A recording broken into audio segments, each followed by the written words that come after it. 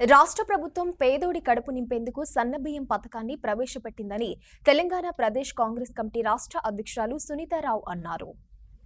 శనివారం భూపాలపల్లి జిల్లాలో ప్రదేశ్ కాంగ్రెస్ కమిటీ రాష్ట్ర అధ్యక్షురాలు సునీతారావు పర్యటించారు.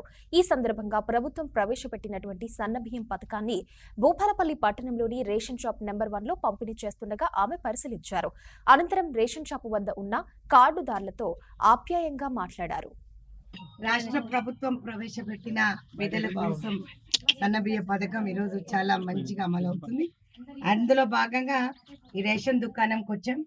శాంతినగర్ రేషన్ షాప్ తో ఉన్నాం. మీ పేరేంటి? మంకయ్య గారి ఇక్కడ నుంచి మంకయ్య గారి అన్ని అందరికి వేయింగ్ మిషన్ లో వేసి కరెక్ట్ గా జోకి ఎన్ని కిలోలు అనేది ఇస్తాడు. సో ఇక్కడ లబ్ధిదారులు ఎవరైతే ఉన్నారో వాళ్ళతో మాట్లాడదామని మేము వచ్చాం. కమలమ్మ గారు ఉన్నారు. ఈరోజు మా చేతితో కమలమ్మ గారికి కూడా రేషన్ అందించడం జరుగుతుంది. చాలా సంతోషంగా ఉంది కాంగ్రెస్ ప్రభుత్వం రావడం.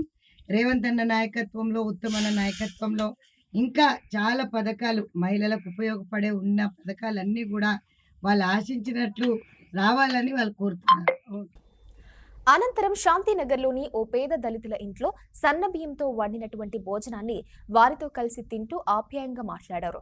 ఈ కార్యక్రమంలో జిల్లా అధ్యక్షురాలు Gummadi Sridevi, state vice president Bhupalpalli జిల్లా ఇన్ఛార్జి కుమారి, స్టేట్ సెక్రటరీ హారిక, జిల్లా వైస్ ప్రెసిడెంట్లు సుగుణ, జ్యోతిరెడ్డి, అలాగే జిల్లాలోని వివిధ మండలాలకు సంబంధించిన మహిళా అధ్యక్షురాలు, టౌన్ నాయకురాలు పాల్గొన్నారు.